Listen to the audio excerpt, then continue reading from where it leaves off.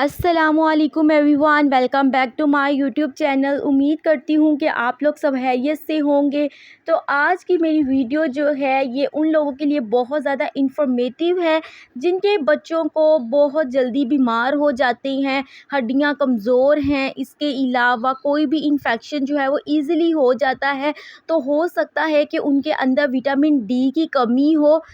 ये हमारे पास डॉप D drops के इन ड्रॉप के जो हैं ड्रॉप्स हैं जो कि न्यूट्रिशनल सप्लीमेंट है। ये 10 ml की बोतल में हमारे पास मार्केट में आते हैं।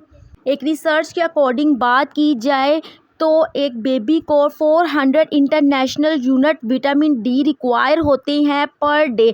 बट अगर वो मदर का 1 लीटर मिल्क लेता है तो 80 इंटरनेशनल यूनिट सिर्फ बेबी को मिलते हैं। सो विटामिन डी जो है हमारे बॉडी के लिए बहुत ज़्यादा ज़रूरी है।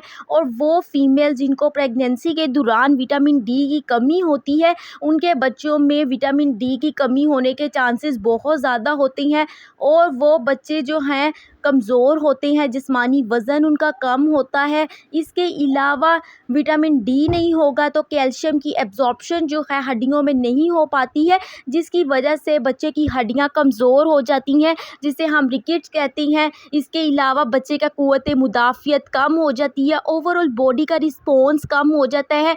विटामिन डी हमारी बॉडी के लिए बहुत ज़्यादा ज़रूरी है। बच्चे के अंदर अगर विटामिन डी की कमी हो तो उसकी एक निशानी ये भी है कि बच्चा बहुत थका थका फ़ील करता है, एक्टिव नहीं होता है। सो आपने जो है कोशिश करनी है अपने बच्चे को विटामिन डी के ड्रॉप्स दें। डॉक्टर की हिदायत के मुताबिक इन ड्रॉप डी के अंदर जो है कोलीकैल्सिफेरॉल प्रेजेंट होता है और ये हमारे पास 10 ml की बोतल है। इसके एक ड्रॉप के अंदर 400 इंटरनेशनल यूनिट्स होते हैं। सो अगर आपका बच्चा 2.5 माह से 1 साल तक का है तो आपने ड्रॉप डी ड्रॉप्स का सिर्फ एक ड्रॉप जो है बच्चे को देना है।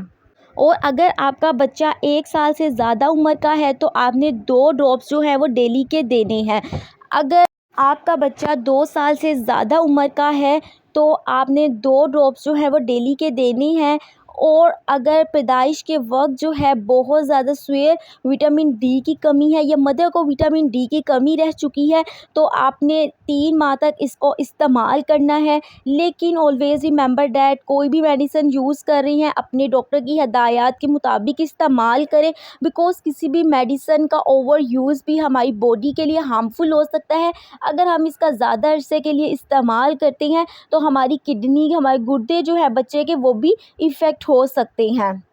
उम्मीद करती हूँ कि ये मेरी वीडियो आपके लिए बहुत इन्फॉर्मेटिव रही होगी। If you guys like this video so don't forget to subscribe my YouTube channel और बेल आइकन का बटन ज़रूर प्रेस कर लीजिएगा ताकि मेरी आने वाली तमाम वीडियोज़ के नोटिफिकेशन आपको मिलते रहें।